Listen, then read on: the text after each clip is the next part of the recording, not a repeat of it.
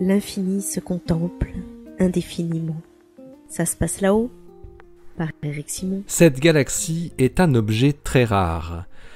Située à 359 millions d'années-lumière de nous, PGC 1714 est une galaxie à anneaux de la classe des galaxies de Oag, qui ne représente que 0,1% des galaxies connues.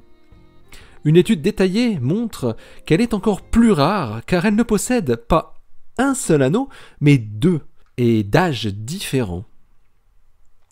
Les chercheurs de l'Université du Minnesota et de Caroline du Nord, menés par la jeune astronome Bursin Mutlu-Pagdill, ont étudié PGC 1714 pour essayer de caractériser cette nouvelle galaxie atypique découverte et déterminer par exemple s'il existait de la matière entre le noyau elliptique central de la galaxie, dont ils ont déterminé qu'il était peuplé de très vieilles étoiles de plus de 5 milliards d'années, de couleur rouge, et son anneau visible en lumière bleue qui a pu être estimé âgé de seulement 130 millions d'années.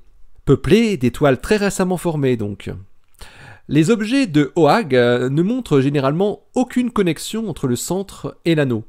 Ce sont des objets très rares et qui de fait sont mal compris. Leur origine est sujette à de nombreuses questions.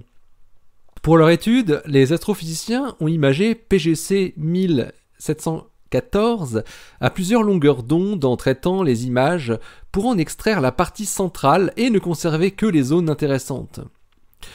C'est en appliquant cette méthode qu'ils se sont rendus compte qu'il existait un deuxième anneau d'étoiles et de gaz entre le cœur central et l'anneau externe. Et cet anneau n'a pas non plus le même âge que l'anneau externe, il est plus vieux et plus rouge. Le fait que les deux anneaux de PGC 1714 n'ont pas le même âge laisse penser que la galaxie a connu deux périodes de formation. Mais il est extrêmement difficile de conclure sur le scénario exact. Il faudrait pour cela connaître beaucoup plus de galaxies du même type. L'équipe de Mutlu-Pagdill se lance tout de même dans une hypothèse, comme c'est un peu le devoir de tout chercheur voulant expliquer le phénomène qu'il observe. Selon eux, le scénario le plus probable serait que l'anneau le plus externe serait le résultat de l'accrétion d'une galaxie naine proche, riche en gaz, qui aurait été complètement disloquée pour se retrouver comme en orbite autour de la galaxie elliptique centrale. En revanche, il reste très prudent au sujet du second anneau plus interne, en ne proposant pas d'explication à ce stade.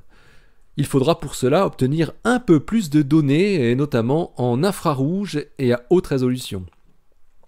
La découverte de nouveaux objets aussi étranges que rares nous rappelle toujours que beaucoup reste à apprendre et à comprendre. L'article de Bursin Mutlu-Pagdill et ses collaborateurs est paru dans Monthly Notices of the Royal Astronomical Society, le volume 466, donc il s'intitule A Photometric Study of the Peculiar and Potentially Double-Ringed Non-Bared Galaxy PGC 10714. Et vous retrouvez le lien en bas de ce billet comme toujours sur Ça se passe là-haut. Allez, restez bien à l'écoute, donc, sur Ça se passe là-haut, le blog où l'univers des galaxies bizarres se contemple indéfiniment. Vous retrouvez cette émission sur iTunes, sur PodCloud, sur Stitcher et toujours sur le blog, bien évidemment.